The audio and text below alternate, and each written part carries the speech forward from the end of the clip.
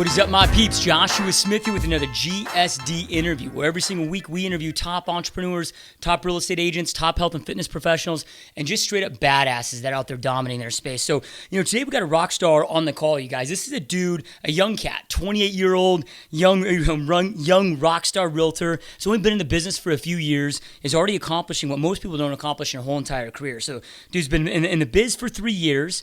This year, he's on track to do over 60 transactions, 300K in GCI, and one of the most impressive things is he's built all of this in a business where he's working less than 30 hours a week. So excited to have our guest on the show today, dive into this stuff, and bring some info to you guys. So AJ Mida, welcome to the show, my friend. Thanks, man. I appreciate it. Thanks for having me on. Yeah, honored, man. Absolutely stoked. So dude, you're in North Carolina. Before we kind of dive in, give us an idea, like what's your market look like right now? What's your average price point? Buyer's market, seller's market? What's going on there? Yeah, definitely. So the market's super hot, like a lot of the country is right now. We're definitely in a seller's market. If we list it right, price it right, it's selling usually within the first week, multiple offers. So it's super hot. We're really taking advantage of the market right now and focusing on the listing side of the business. Average price point in my area is right around $250. Awesome, bro. Awesome. So before we jump into what you're doing today in your real estate business and really how you're doing 60 deals a year, working less than 30 hours a week, which is pretty damn intriguing. I've yet to be able to figure that one out myself. So I'm stoked to dive in that. But what did you do before you got into real estate, dude? I mean, you're a young cat. You've been doing this since you're 25. Were you involved in any type of an entrepreneur venture previous, or how did you give us a little background, bro? Yeah. So once I figured out that I wasn't going to make it to the NFL or the NBA, I figured there had to be another path to build wealth, and I found that path through entrepreneurship. So I got really interested in business probably in around 8th grade. Don't come from a business background. Both my parents worked for Ford Motor Company, so real blue collar. I read the book Rich Dad Poor Dad when I was 16, so that really got me intrigued into real estate, but didn't decide to really jump 100% into real estate till 3 years ago. So in college, I got recruited by a company called Student Painters to run a painting company over the course of the summer. Did really well with them. I was a top rookie manager in my first year with them. Had a lot of fun with it and decided that entrepreneurship 100% was the path I was going to go. After that, I did that for 4 years, moved out to California. I was buying scrap gold out in California, kind of when the gold rush was happening for the second time around 2008, 2009.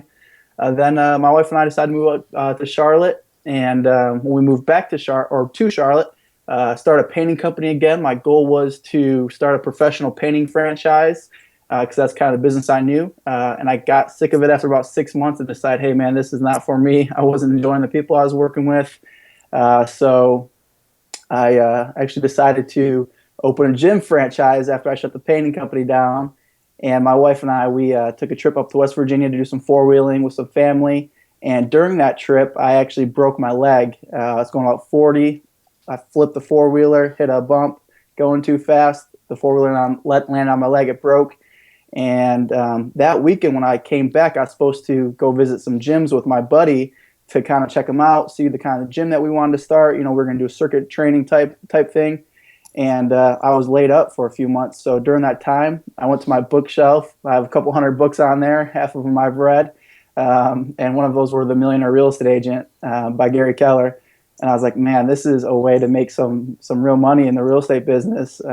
So I got my license the next month, and the rest is history. Yeah, awesome, dude. So you're in the painting business. You decide to move to California and jump into the gold business. Dude, were you trading, or are you doing a lot of just kind of personal investments in the stock market? I mean, how'd you get out to California? What intrigued you to go to California, and why gold, bro?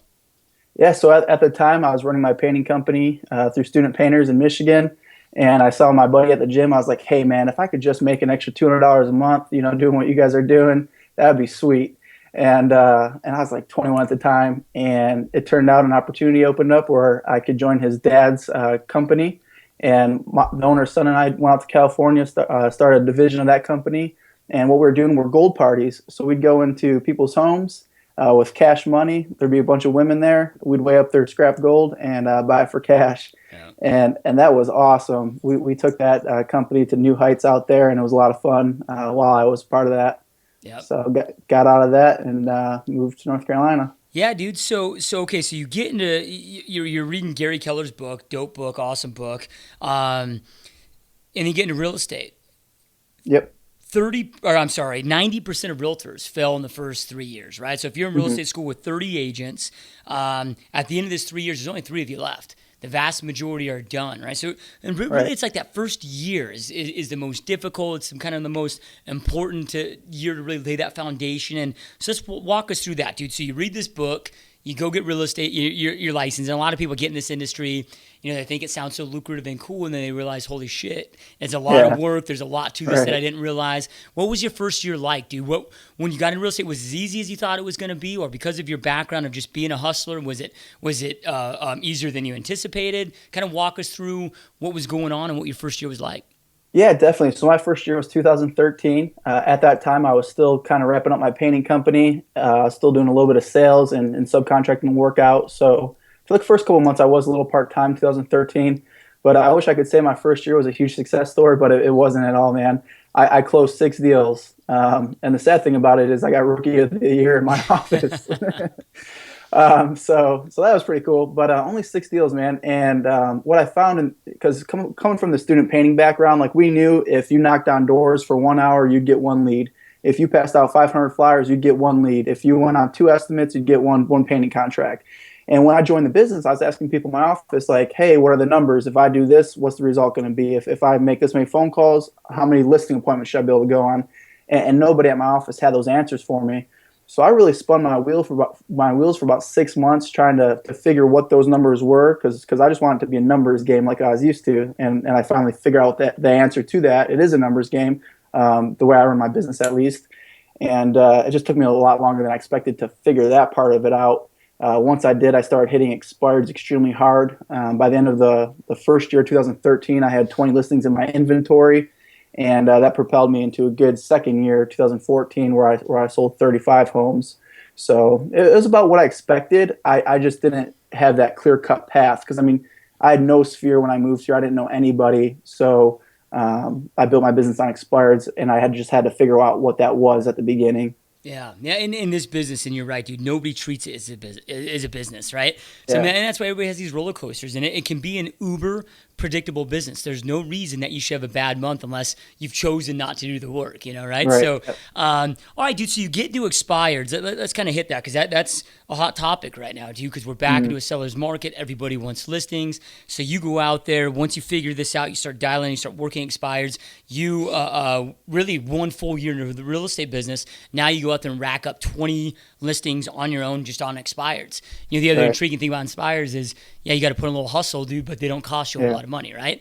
Right, So exactly. what were you doing, dude? Were you door knocking? Were you calling? A little bit of all of it. Like, what was your strategy? So it was just straight up calling. So I found some people who were doing it at a high level. I'm a YouTube junkie, man. When I need to know something, I'm all over YouTube. Watching your stuff, watching some of the other top dogs out there, and I found that the people doing expires at the highest level were calling. So I subscribed to Land Voice. I got Mojo Sells, the Power Dialer, and I just went to town, man. I went to Mike Ferry's website, downloaded his free scripts, and just started calling. It's as simple as that. So. That's what I did. Since then it's become a little more sophisticated. But that's pretty much it. It was super simple. Yeah, You dude. know, So when people hear that, I'm like, okay, he just bought this list from Land Voice, and I get the same exact system. I use Land Voice right now and Mojo. Love my Mojo Power Dialer, dude. So yeah, same setup on my end. But you start calling those. It's not like you just had these scripts and it was big success. Because one right. thing with our listener base or just where I'm kind of going with this is to really paint the picture of what it really was to get there. Like for example, when the REO world happened, the market crash and REO happened, and people would come to me and be like, "Oh, dude, you're lucky you got 38 banks and 350 properties." I'm like, "Yeah, well, I had to do 10,000 dials over a 6-month span, getting Right. rejected by thousands to get these 38." So it looks like Right. Right. luck to them. But dude, you're in the trenches. You're getting rejected. What were your initial numbers like? Like, what was a day like that to get one listing? How many dials were you making? How many times were you getting rejected? Just so people have a true idea of what that looked like. Yeah, definitely. So for me, I knew it was going to be high rejection, and I was okay with that. My expectation was if I speak to 30 people, whether it's a good conversation or whether they're hanging up as soon as I say who I am, that was cool. I was going to consider that a contact. And if I got 30 contacts, I was going to set an appointment. And that's pretty much what my numbers were. So at the beginning, I was hustling hard, near the end of 2013 all the way through 2014, I was on the phones a lot, 12 to 15 hours a day. I'm not a day, a week. Just hitting it hard, making about 100 contacts a week. So if I make 30 contacts, this is just someone I talk to, I'll set one appointment. It takes me 2 appointments to actually go on one appointment because I always pre-qualify the listing. So it's either me canceling or them canceling. And last. Sorry to interrupt you, but what's a reason that you would cancel? Like find out they're in a short sale scenario, or like what would get you to cancel that listing appointment? Yeah, so a lot of times if it's a short sale situation, I personally don't do short sales. I'm going to refer that out. So that might be one thing. If I think their house is worth $250 and they're telling me they want $350, and they keep telling me how they don't have to sell, they'll wait 5 years for the market to come back. I'm probably canceling something like that. So I'll dig pretty deep for motivation, but if it's not there, I'll cancel. And if it's something, because I'll travel in a pretty big area too, so I might go 45 minutes out. And if it's 45 minutes out, I'm pre-qualifying really hard to where I pretty much know if I drive out there, I'm getting it as soon as I go out there. So really it's motivation. Number one is the biggest factor that I'm looking for. Yep. Absolutely, dude. Okay, so you set 2 appointments to attend one. How many appointments in the beginning? I know you've got it dialed in now, and you're probably closing the majority that you go on. But in the beginning, what was that like? Was it like 1 out of 3, 1 out of 2, 1 out of 4 that you'd actually attend? Yeah, so it was about 60%. So 6 out of 10 I would actually get. Last year, that went up to more about 68% is I think where I finished the year. This year, I'm a lot more sphere and referral based. So I'm more up around 82, 83% last time I checked. Okay. So okay, dude, you're out there, you're racking up these, right? So you're getting all these listings. How are you managing this? Because you're a single agent, you're dialing 15, 20 hours a week, plus you're going on all these appointments. You're having to negotiate the contracts, servicing those. At this point, do you start hiring help? Do you start bringing on buyer's agents? Do you start referring deals out? Yeah. What did that look like? Yeah, so I have a secret weapon. It's my wife. Yep. She quit nursing. Well, she still works at the hospital once every 6 weeks just because she enjoys it. But I brought her on board. She's a licensed agent. So last year she was pretty much my assistant. Wasn't in production last year. This year she still does some assistant work for me and is in production as a buyer's agent. So without her last year, I would have been working much crazier hours than I did. Because even last year I was still working about 40 hours a week with her help though. Yeah. Yeah, so okay, so now, dude, and now fast forward to where you're at right now. Is it just the two of you? Do you have other support staff? Because I mean, now, dude, you're 60 deals this year, $300K in gross commissions, but working less than 30 hours a week. So what does that look like? How do you build that out? What does that look like as far as support? Yep. Yeah, so my next hire needs to be a full-time assistant. I still don't have that, so I'm not following the MREA model for all the KW peeps out there. But so I have my wife as a buyer's agent. She's still working as an assistant for me as well. I have a closing coordinator who isn't on my payroll, who I actually outsource my business to on a per transaction basis. So he'll handle it from once I get a contract all the way to closing, and that's been awesome.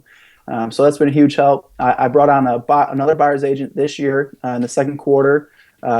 She's in production now. She'll probably close about, I'd say, 15 of those units maximum this year for us out of those 60 that we'll do. And then we just brought on another buyer's agent who's not yet in production. So our team right now is a closing coordinator, 3 buyer's agents, and that includes my wife. Yeah, awesome, bro. So then, I mean, what's your main focus today? Like for you, like AJ, like what does a typical day look like for you, dude? Yeah. So my typical day is a lot different than it was last year, and when new agents ask me how to be successful, I coach them to what I did last year, because last year was a hard grind and a hustle, just making it happen. Whereas this year I have a lot of repeat, well, not so much repeat, but a lot of referral. I'm building a sphere here, so now I get a lot of people calling me to do business with me. So it's become a lot easier in that aspect. So a typical day, I'm still typically on the phones, no more usually than 5 hours a week. So I'm not really hustling the expireds like I used to. I was doing the numbers because I thought you might ask me. My expireds make up only 12% of my business this year, where last year it was over 52%. My sphere and referral is 25%, 28%. So what I find myself doing now is mainly listing appointments, coaching my team, and negotiating contracts. And as we move forward, I watched something that you put out, Joshua, where you said you can either hustle to get an expert or hustle to get an agent, and they're going to sell 50 homes as opposed to you just getting that one deal. So that's kind of my mindset a little bit more now is to get a couple more agents on my team, getting them producing at a high level. And by July 1st of next year, me completely stepping out of production, just running a small lean team. I don't want to be doing 1,000 transactions a year. I'd rather keep it smaller, around a couple hundred units. Until you get to a couple hundred, then you'd be like, well, let's go to that 1,000. I know. I hear it's harder to get to 100 than it is like to get from 100 to 300. Yeah.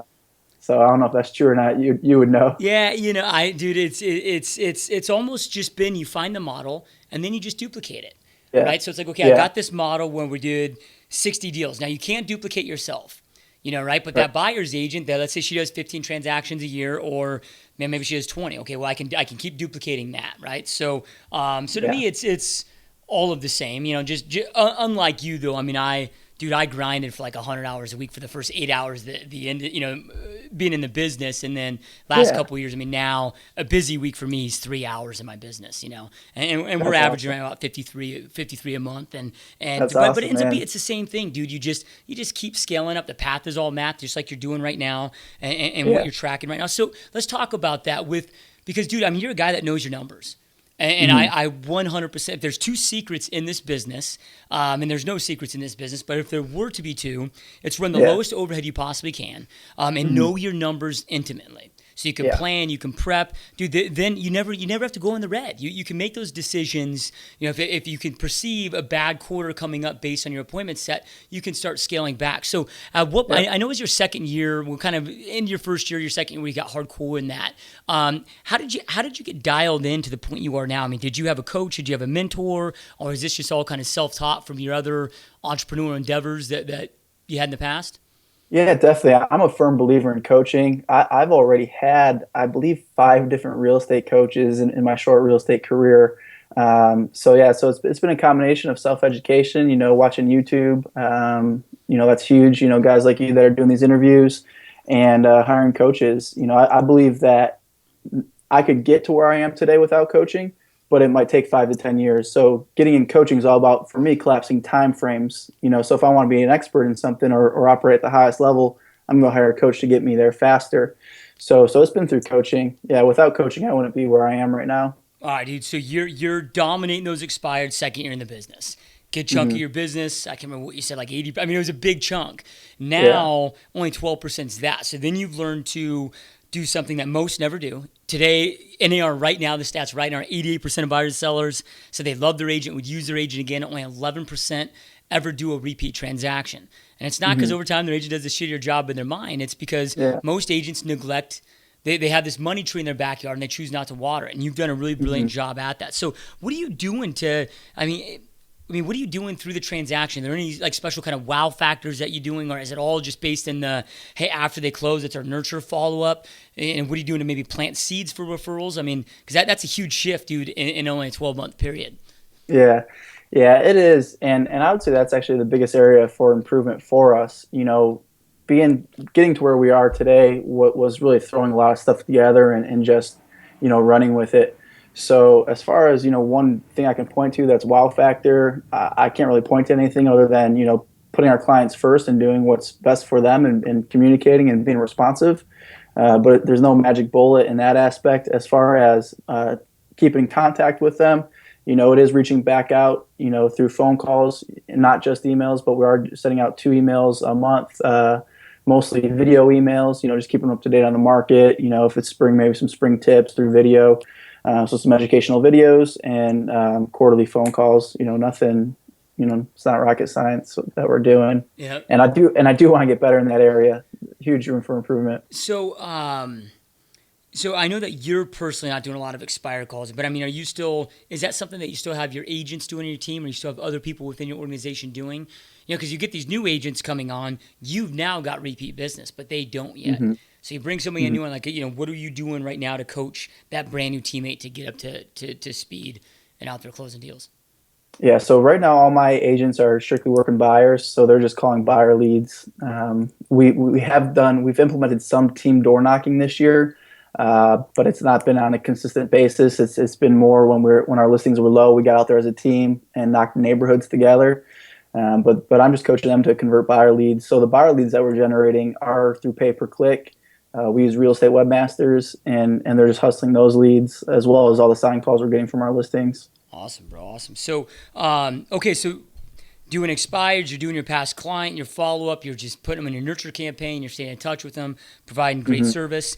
So then let's start with your buyer agents with your pay per click. What does that look like, dude? Because I was asked. I had another interview that we did in here yesterday with a good friend of mine, and we kind of got into this conversation of, okay, which would you rather pick, a sign call, or like ultra targeted Facebook ad that you could set up your own target audience. And I'm like, for me, Facebook ads all day, right? Because I can pick, I know their exact income brackets. I'm really targeting on that. And the other dope thing I love about really 2015 is listings aren't the name of the game anymore. Right? Yeah. I mean, of course they can be as far as it's the best use of you and I to spend our time. Well, really it's adding agents. But what I mean by that is you can go out there and you don't have to have listings, get the sign calls. I can generate some very inexpensive, high quality leads. What does that look like for you guys when you say PPC? I mean, are you hitting Facebook heavy? Are you hitting Google hard? Are you running these yourself? Do you outsource it? Does real estate webmasters run that for you?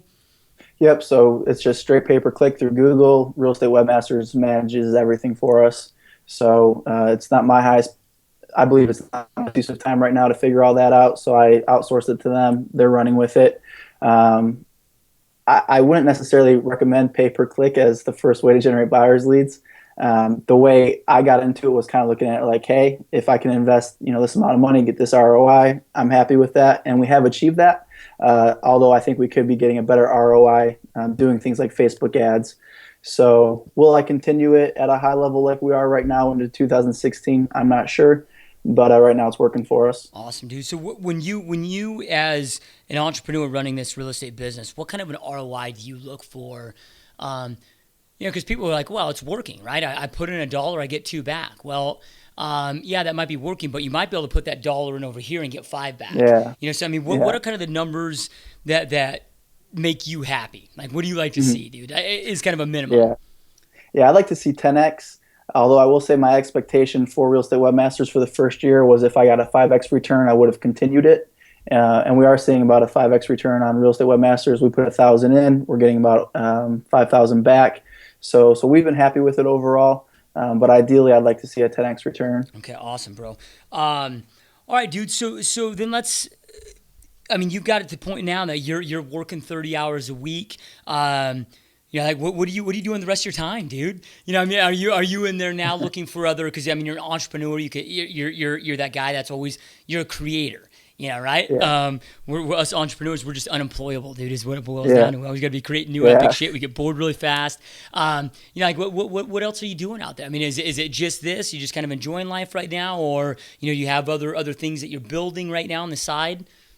Yeah, definitely. So I'm starting to mentor other agents. I have a few agents that I work with right now. I'm looking on to bring another 3 on in the next month or so. So my passion's always been really in training and coaching, going back to student painters like I was talking about it. Really what I did with student painters. My first year I ran a painting company, but every year after that, running the painting company for me was kind of a small piece of the income.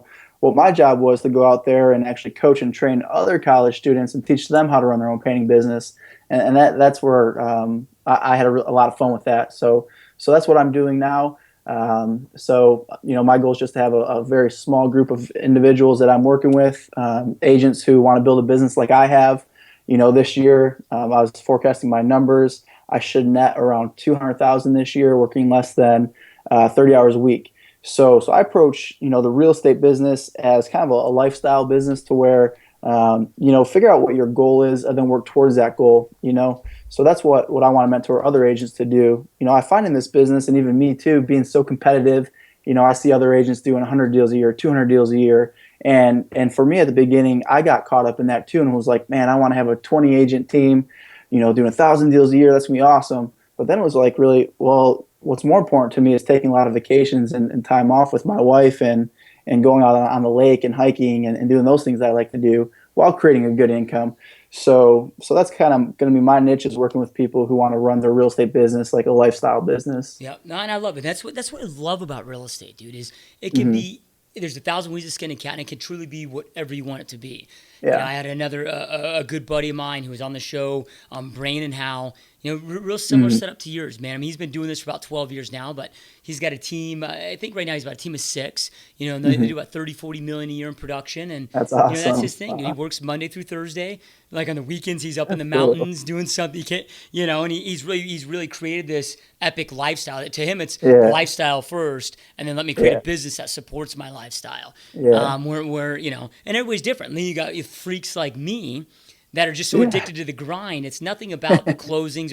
It's just like, dude, a day off is pain to me. Like vacation to me, Yeah. I'm just like, what the hell do I do with myself, right? Yeah. But the dope thing is it's for everybody. You just got to pick Right. what path you want. So I dig that. I love that, dude. Okay, so what do you do, bro? We live in a pretty negative space, a negative world. Yeah. Real estate in general. The average realtor out there would make more money working at McDonald's full time than they would in this business. So there's so much mediocrity involved in real estate. It's just insane, right? So you've got that. Plus, it's just human beings. The average human being sees 25,000 negative things every day. Like, what do Yeah. you do, dude, in your personal life to stay so focused, to stay so driven, to stay so positive? Yeah, definitely. It starts with what you're feeding your mind. If you're watching the news all the time, well, the news is going to show negative stuff to get higher ratings.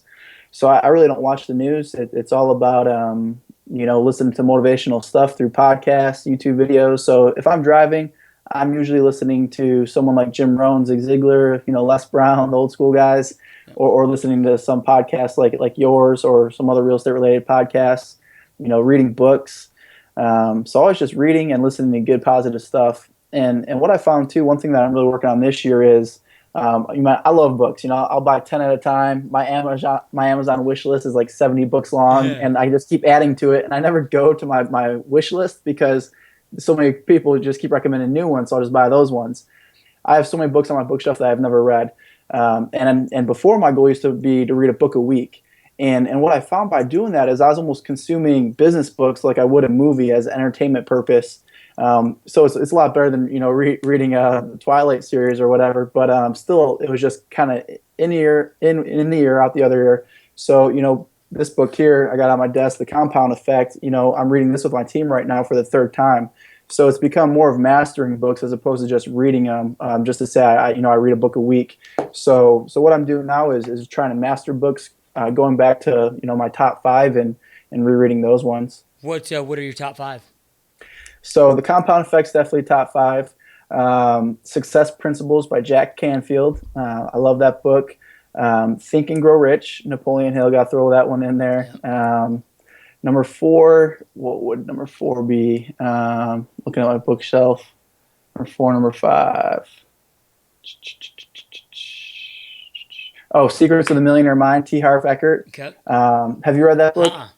Oh man, that is awesome. Do you read books? Do you like books? Yeah, dude. I'm a hardcore. Cool. Yeah. So read that one. That's my number 1. And they do a conference, Millionaire Mind Intensive, that's coming up here in 2 weeks. Awesome. My buddy Colton Lindsay, I know you were just on his show. Yeah. He's taken it 3 times. So that's an awesome book. That's my number 1. I would highly recommend reading that book. So it's also going to conferences. Like 2 weeks ago, I was in Vegas for a conference. I hired a coach, or more or less a mentor, to help me coach other people. So I was at his conference earlier in the year. I was at a coaching skills camp through Keller Williams. In October, I'm going to Tony Robbins' Unleash the Power Within. So it's getting outside of the real estate industry too, to be inspired. Yeah, dude. So when I love it, I think the cool thing about conferences, and it's not always so much the conference that you learn from. I mean, you always pick up nuggets, and the networking's great, but it's just, dude, getting a pause from the whirlwind, and just being able to reflect and just getting a different environment to clear your mind, be away from all of that. It becomes so powerful. So do you, with your self-development, dude, just out of curiosity, I mean, do you find yourself, is it all strictly business, or do you say like let's just say like human psychology or like other things that you feel help you succeed in your business, or is it pretty much just strategic business books? Yeah, so it's psychology books too. My mentor just recommended Force versus Power. Yep. David Hawkins, I think it is. So I just started that book too. So it's that, I'm a Christian, so it's being inspired, through my church and the message there. Psycho Cybernetics, great book. That's mostly psychology. So it is a lot of psychology too. I'm really interested in the psychology of the mind, the subconscious mind. I don't understand it as thorough as I would like to yet, but it's fascinating to me, the words we use and understanding the power of the words. So I love all that stuff. Yeah. There's a brilliant book out there, dude, called The Talent Code.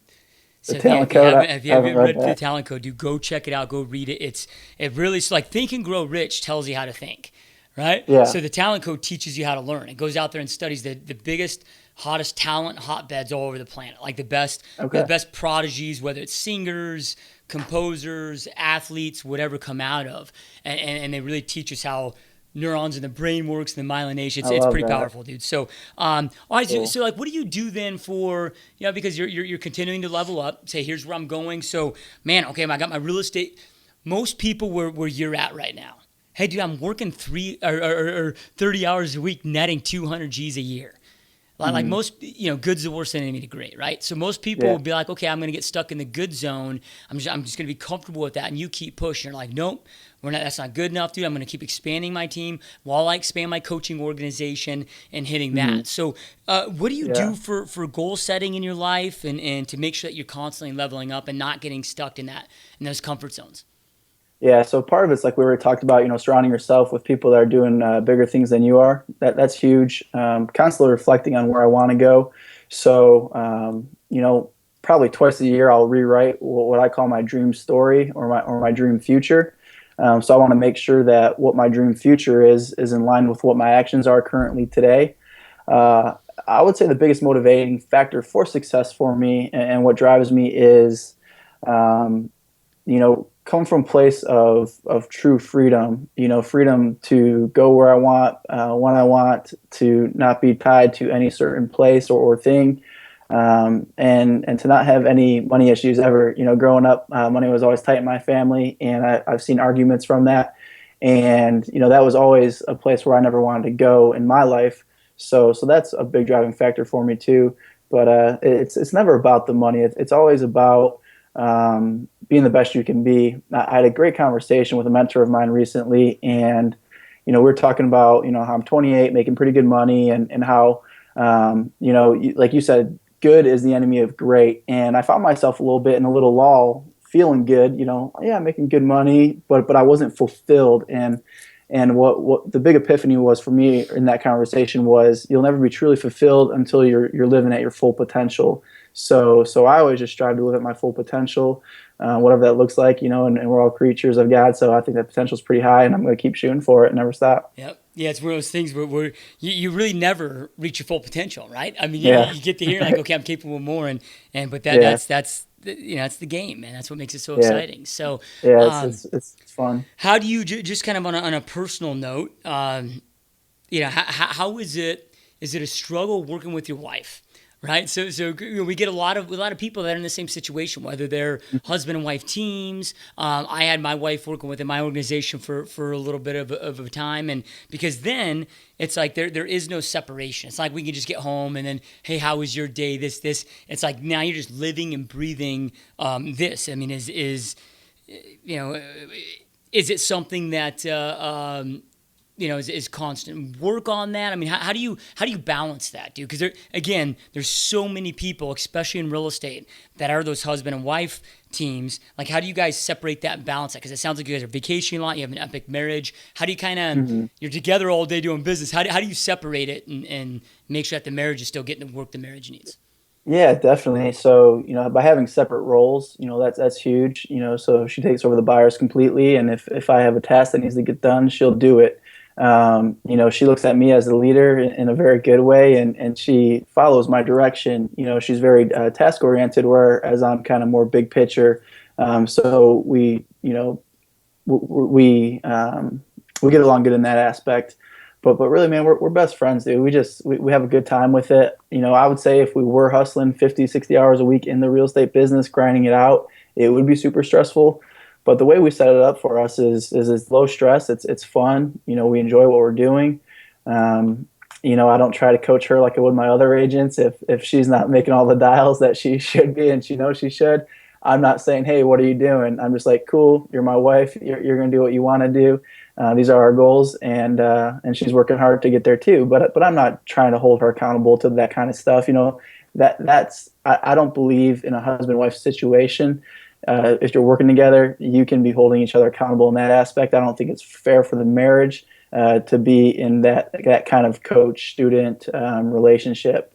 So I just kind of let her do her own thing, and she's killing it. She's doing a great job this year as a buyer agent, and she's a huge help for me. Yep, awesome, so we're just having fun with it. Yep, dig it, man, dig it. So what would you say, and I hate to call them failures in that they become our best learning experiences. When we get this pain delivered into our lives, like God delivers pain into our lives for a reason, to wake us up, right? So when we're going through those painful moments, it doesn't feel that way. We're like, why is this happening? Whatever it may be. But then, I've had so many hardcore painful moments in this business where I made a bad decision. Next thing I know, I'm $100,000 in credit card debt or whatever it may be, just gnarly. When you're pushing at a high level, like, one big decision can wreck you, right? But now I wouldn't go back and trade those for anything. They're the best defining moments of me as an entrepreneur and just really as me as a man, right? So what do you feel or maybe one, two, or a couple of your top failures, best learning moments that in the business that really defined you to become the person that you are today? Yeah, good question. Man, I love that. I think when people look at other successful people in the business, they're like, man, they just have it easy. They never fail. But I think it's those who fail the most who are the most successful. So I've had tons of failures. I would say in real estate related, the biggest is probably early on trying to find that silver bullet. That one key that's going to help you make hundreds of thousands of dollars a year. So early on for me, that was spending and wasting $5,000 on Realtor.com or $3,000, whatever it was, in my first year before I had any clue what I was doing. I just threw it on a credit card, just hoping that it worked out. So I would say for anyone new or anyone in the business is if you're looking to invest in some kind of lead generation platform, talk to somebody first who's been around for a little while and probably spent some money on things that weren't fruitful for them. So that's probably my biggest lesson in real estate, big lesson in business in general. If someone's approaching you for an opportunity, it's probably not an opportunity that you want to take advantage of. What I found is if you wanted to create a partnership or invest in an opportunity, you should be the one seeking it out. If they're seeking you, it's probably not in your best interest. And I've lost a lot of money investing in things and people who didn't pan out to be the things or things that they said they were going to be. So do your due diligence. Don't look for that magic bullet. Success is a process, not an event. And as soon as you get over the thought process of, man, I just want to make $1 million this year, and I want it to be an event and not a process, the quicker you get over that, the more successful you're going to be.